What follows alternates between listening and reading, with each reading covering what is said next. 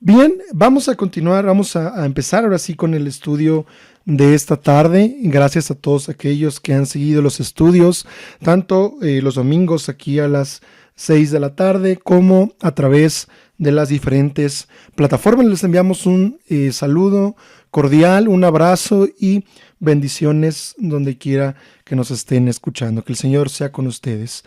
Vamos a comenzar. El estudio del día de hoy va a estar basado, si tú tienes tu Biblia ahí a la mano, en Mateo capítulo 9, versículo del 9 al 13. Del 9 al 13. Ahí es donde vamos a estar teniendo las citas. Vamos a leerlo ahorita en un momento, pero yo te invito a que la tengas por ahí a la mano, si así lo deseas. Bien, hermanos. El día de hoy vamos a ver otro de los discípulos de nuestro Señor Jesús. El día de hoy vamos a ver a este discípulo llamado Mateo. Mateo dice que es el cobrador de impuestos. Bueno, era el cobrador de impuestos. Muchos lo identificamos o muchos lo identifican por este labor que fungía, por este trabajo que fungía este discípulo antes de ser llamado por nuestro Señor Jesús. Y les aviso nada más, el día de hoy estamos viendo el séptimo discípulo. Si Dios lo permite, en 3 domingos más estaremos terminando ya este estudio de 12 hombres comunes y corrientes. Aquí voy a tener el libro, si alguien gusta, lo puede solicitar. Pero ya el día de hoy vamos a ver el séptimo discípulo. Si Dios lo permite, en 3 sesiones más estaremos terminando.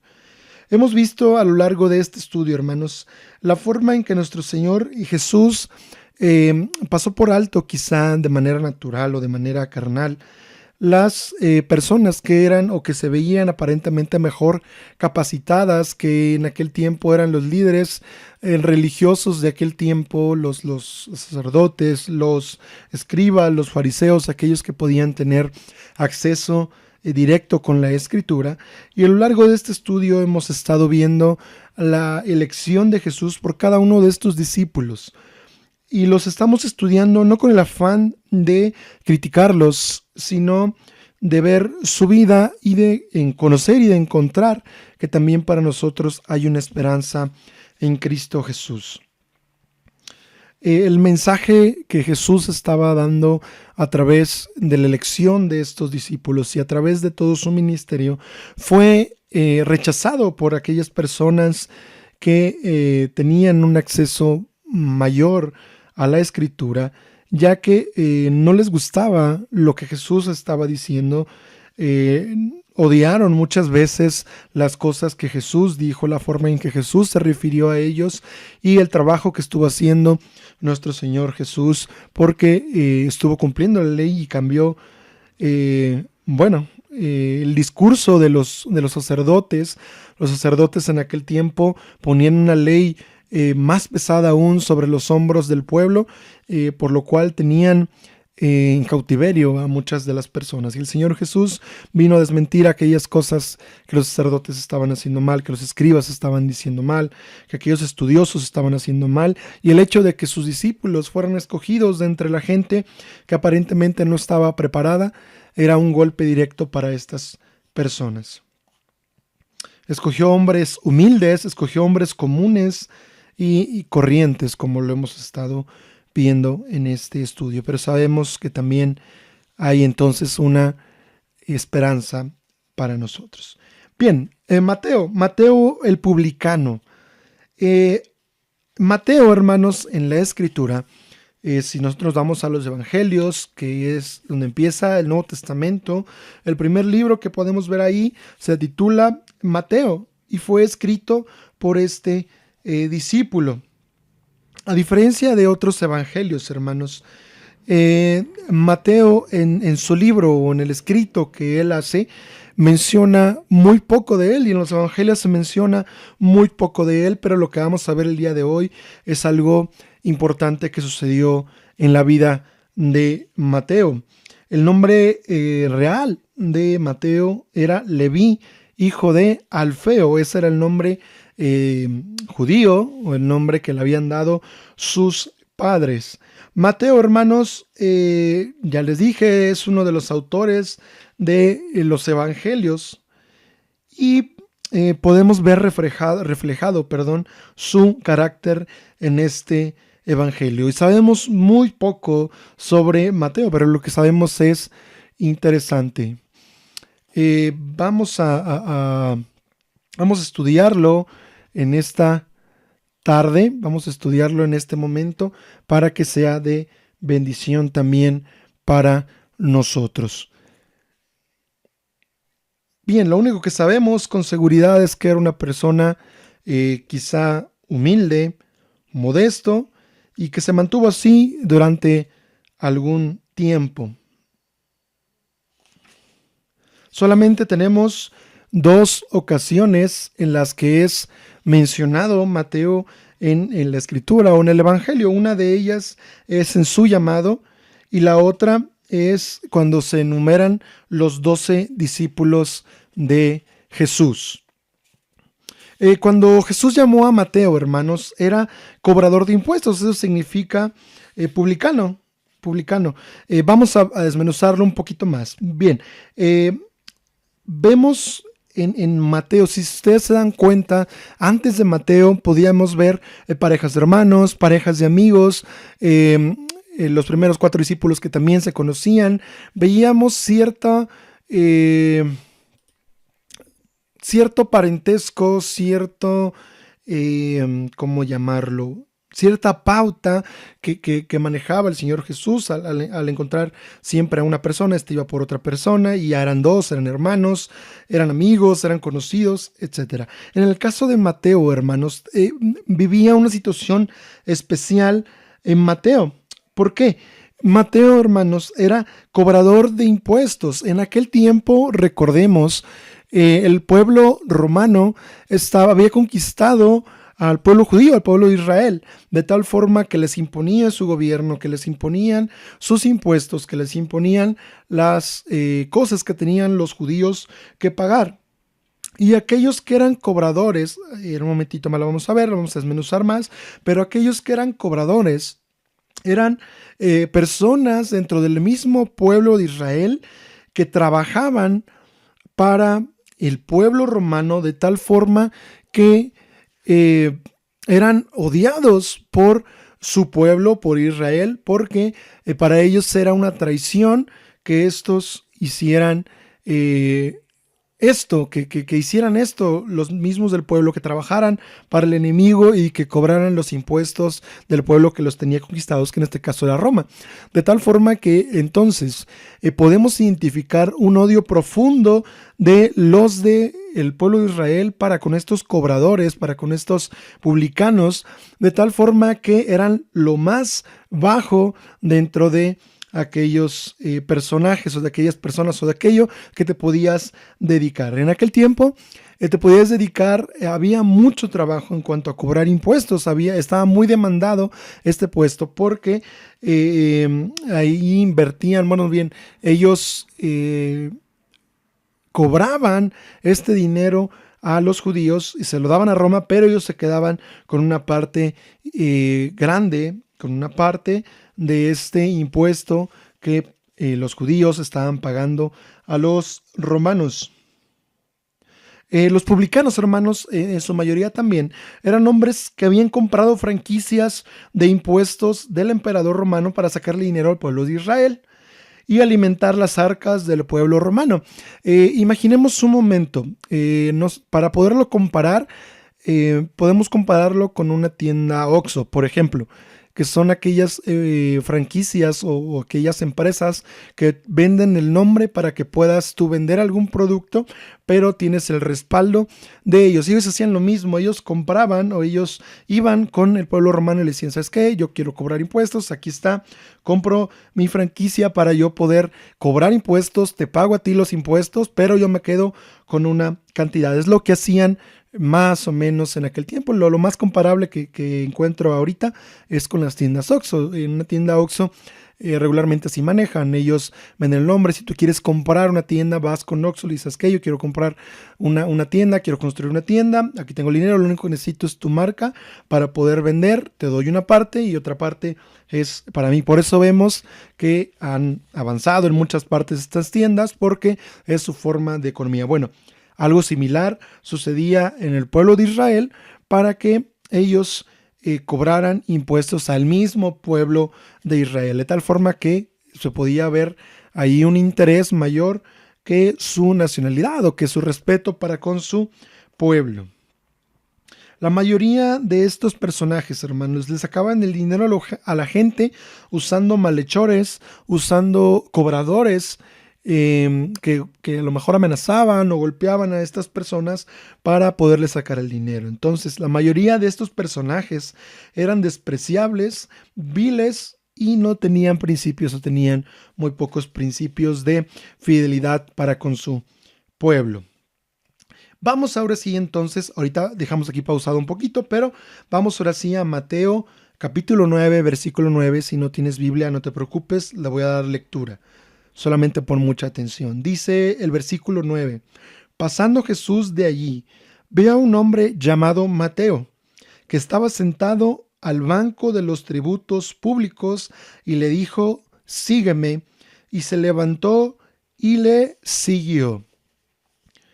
Bien, hermanos, podemos ver aquí que Mateo estaba sentado al banco de los tributos públicos. Bien, ¿qué quiere decir esto, hermano? Te lo voy a explicar. En ese tiempo, hermanos, los publicanos, los cobradores, se dividían en dos clases de cobradores.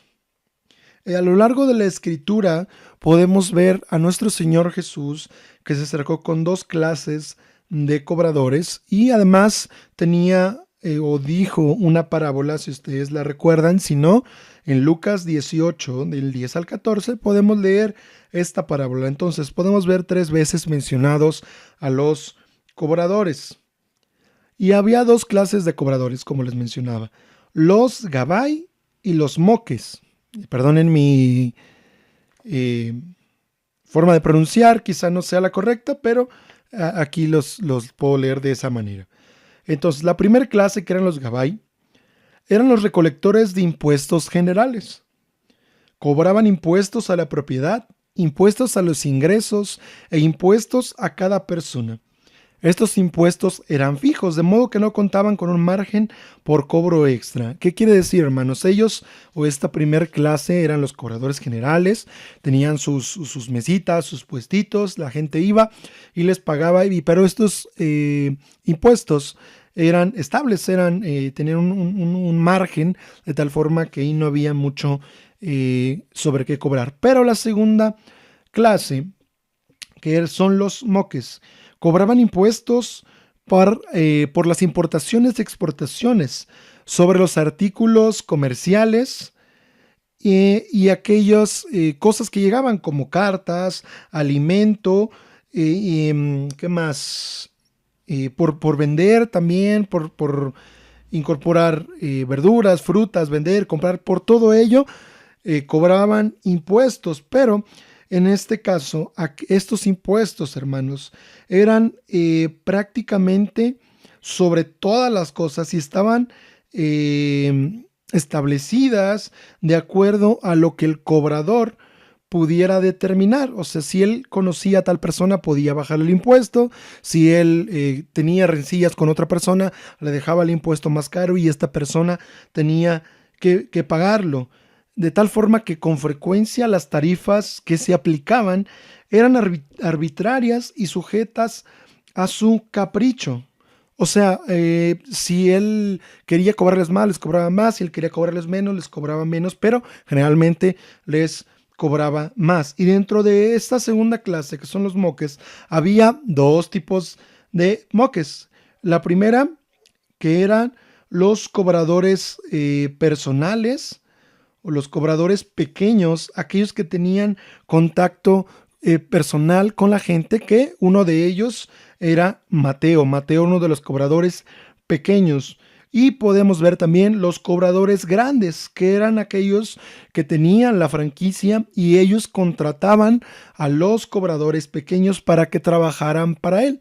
Él compraba la franquicia y contrataba gente y estos cobraban los impuestos y se los daban a él. Pero los cobradores pequeños eran los que la gente podía percibir y eran lo peor de lo peor. Ningún judío que se respetara se atrevía a trabajar de cobrador de impuestos. Era separado de su pueblo y también de su Dios. No le daban permiso de acceder a las sinagogas, ni sacrificar, ni adorar en el templo. Eran personas despreciables a causa de lo que ellos hacían, hermanos. A causa de lo que hacían, eran personas despreciables que la gente no les hablaba, la gente no conocía, más bien los conocía, pero no tenía contacto con ellos, los apartaba del pueblo. Entonces, hermanos, podemos ver que Levi o Mateo era una de estas personas. Y nosotros podemos llegar ya a observar, porque conocemos el final de la historia.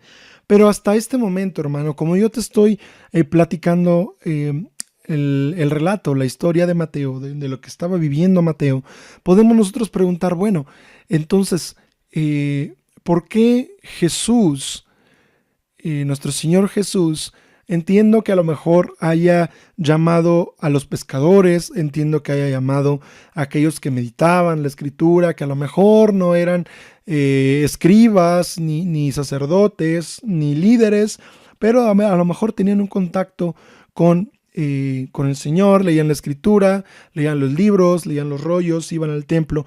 A ellos entiendo que haya llamado, pero ¿por qué a un cobrador? ¿Por qué a una persona odiada? ¿Por qué una persona que causaba repudio por lo que hacía? ¿Por qué el Señor Jesús, o cómo es posible que el Señor Jesús haya fijado sus ojos en este tipo de personas? Y bueno, la respuesta es sencilla, porque Él así quiso, para mostrarnos que podemos también nosotros alcanzar misericordia. Lo que hemos hecho, hermanos, la forma en que nos encontrábamos antes de que el Señor Jesús llegara a nuestras vidas era similar a la de Mateo. Era una vida despreciable, era una vida que de la cual no podíamos tener orgullo, de la cual no podíamos exaltarnos o alabarnos. Era una vida, hermanos, o al menos la mía sí era así, era una vida llena de pecado, una vida apartada de lo que Dios era. Entonces, en la vida de Mateo puedo ver una esperanza, y esa es Cristo Jesús. Podemos también ver, hermano, en la vida de Mateo, que él era despreciado por la gente. Quizá, solamente quizá, había tenido contacto con la Escritura. Quizá había leído de aquel Mesías. Quizá había escuchado antes de dedicarse a ser publicano o cobrador. Quizá alguna vez escuchó de este Mesías. Y para este momento, hermanos, el ser despreciado por todos, el no tener amigos, el no tener compañeros, el no tener con quién compartir, el no tener con quién hablar, el no tener con quién salir, quizá tocaba su corazón y él se sentía despreciado por todos a causa de su trabajo. Y no quiero ni decir que estaban incorrectos o correctos las personas, pero era lo que estaba viviendo Mateo en su vida diaria. Y al encontrarse en esta situación, quizá, hermanos, bueno, lo menciona el estudio, dice que por aquellas regiones empezó el Señor Jesús a hacer obras, que empezó a darse a conocer y que no era desconocido para Mateo, de tal forma, hermanos, que cuando va Jesús, y imaginemos esta escena, va Jesús pasando podemos ver en la vida de Mateo quizá un pensamiento de decir, si tan solo me hablara, yo quisiera hablarle, o a lo mejor ni siquiera quería tener contacto con él, pero a lo mejor sí, no sé, no es algo que nos diga la Escritura. Lo que sí nos dice, hermanos, es que cuando Jesús va pasando, se acerca a Mateo y le dice, sígueme. Y fue lo único que Jesús le dijo a Mateo.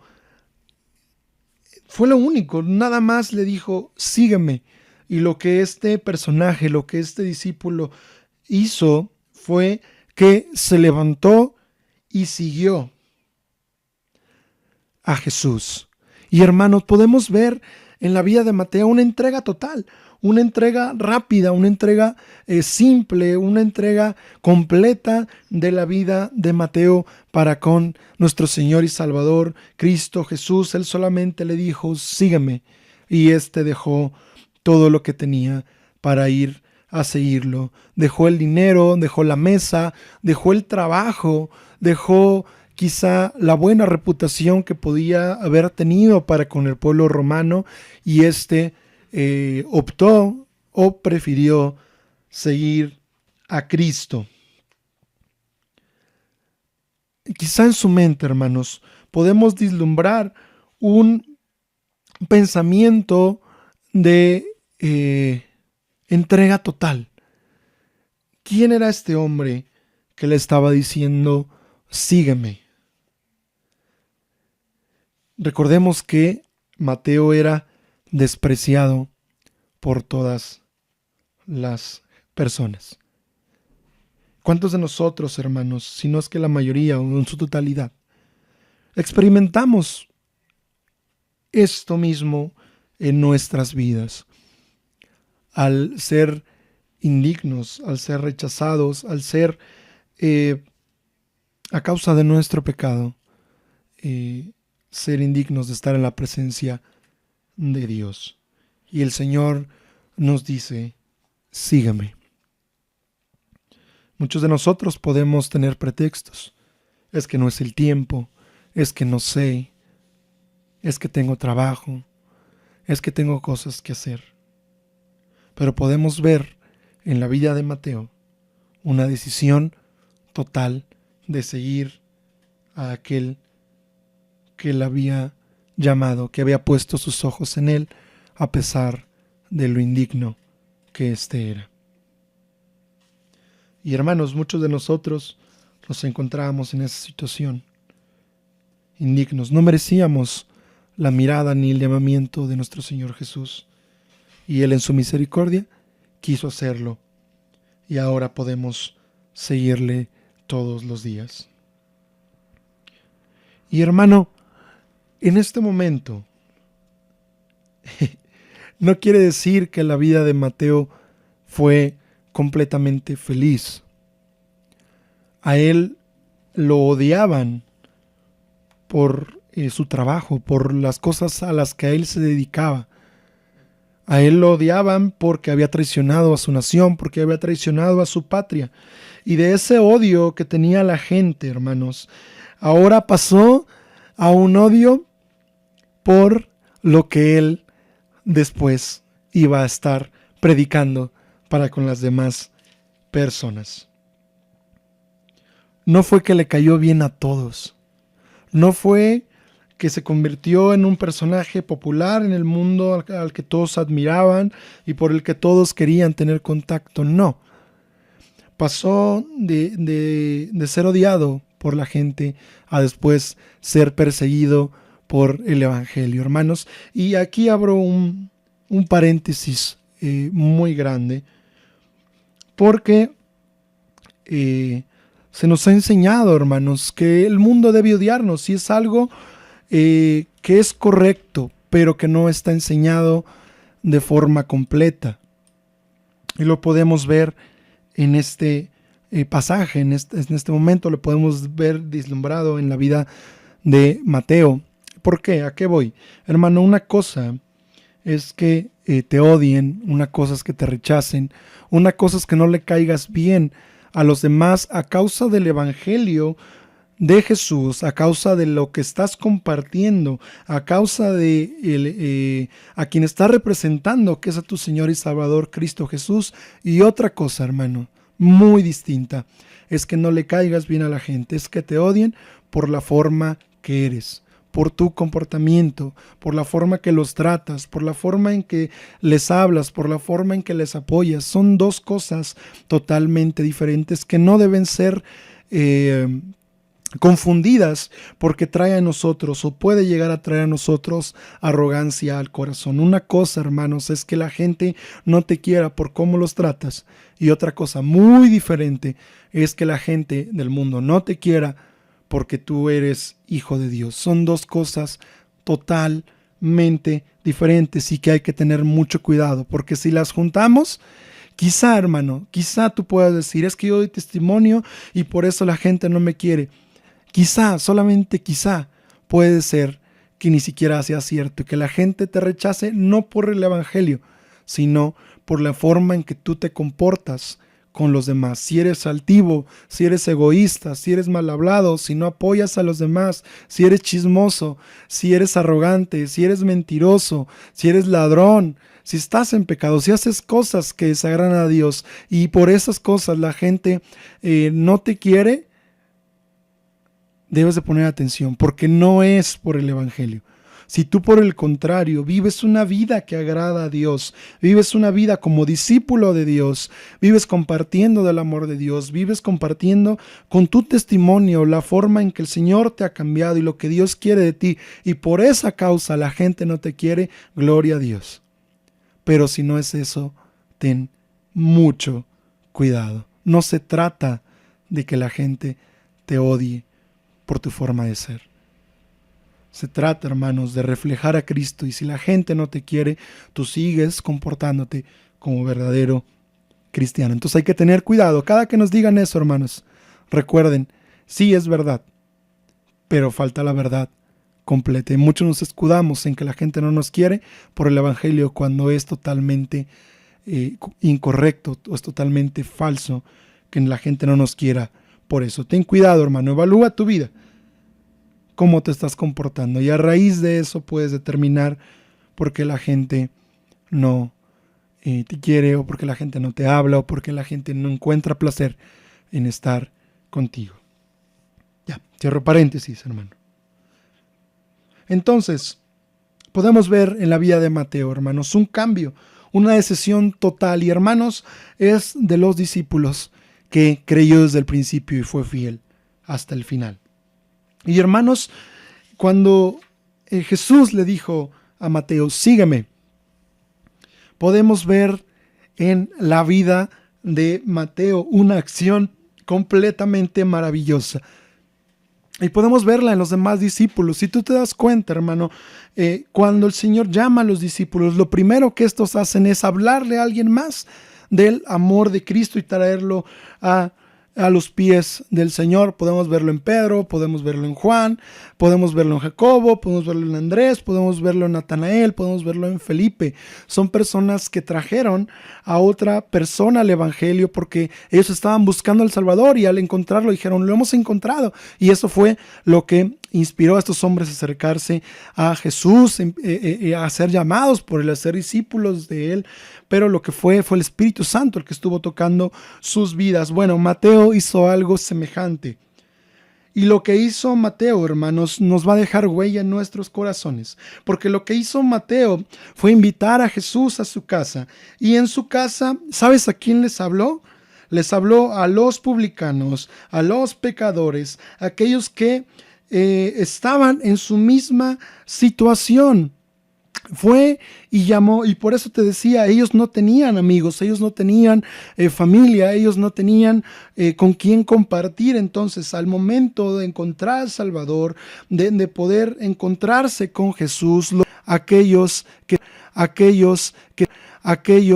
estaban en la misma situación que él, para que conocieran a Jesús. Quizá en esa casa podríamos haber visto los malhechores que usaban para ir a cobrar, prostitutas, ladrones, podemos haber encontrado cobradores como él pequeños, quizá cobradores más grandes, pero lo que hizo Mateo fue invitarlos a su casa, hermanos, y lo primero que encontraron fue una crítica de parte de los fariseos, porque dijeron cómo Jesús, cómo su maestro, le decía a los discípulos de Jesús, cómo su maestro puede rodearse, puede convivir con pecadores, hermanos. Y las palabras del Señor Jesús son una esperanza para nuestra vida, porque lo que les contesta es lo siguiente, les dice: los sanos no tienen necesidad de médico, sino los enfermos. Id pues y aprended de lo que significa: misericordia quiero y no sacrificio, porque no he venido a llamar a justos, sino a pecadores al arrepentimiento. Hermanos, hay una esperanza para nosotros en Cristo Jesús, porque nosotros estábamos enfermos, porque nosotros estábamos en la misma situación que Mateo, y el Señor vino para buscar a cada uno de los que estábamos enfermos, a cada uno de los que necesitábamos de Él, y esta esperanza estaba siendo experimentada por Mateo. Y hermano, la enseñanza que te da Mateo en esta tarde, ¿sabes qué es? Es que Mateo, cuando se encontró con Jesús, fue a hablarle a aquellos que estaban igual que él.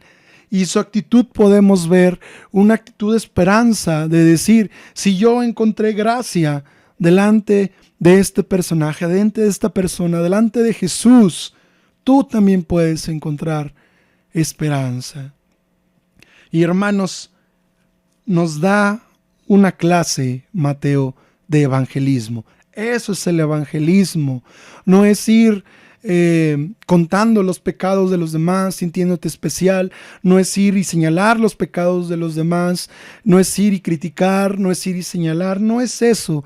Es ir con aquellos que estaban en tu misma situación en gratitud, porque si tú encontraste gracia, ellos también pueden encontrarla. Y hermanos, lo que te quiero decir en esta tarde es lo siguiente: si tú conoces a alguien que ha experimentado o que ha pasado lo mismo o que está en lo mismo que tú ya pasaste, y donde el Señor te sacó, ve y predícales a ellos, aquellos que eran mentirosos igual que tú, aquellos que son chismosos igual como lo eras tú, aquellos que son ladrones igual como lo eras tú, aquellos que son adúlteros igual como lo eras tú, aquellos que son fornicarios igual que lo somos tú y yo, aquellos que son chismosos, aquellos que están enfermos, aquellos que están viviendo una situación parecida a lo que tú experimentaste y donde el Señor te sacó, aquellos que son borrachos igual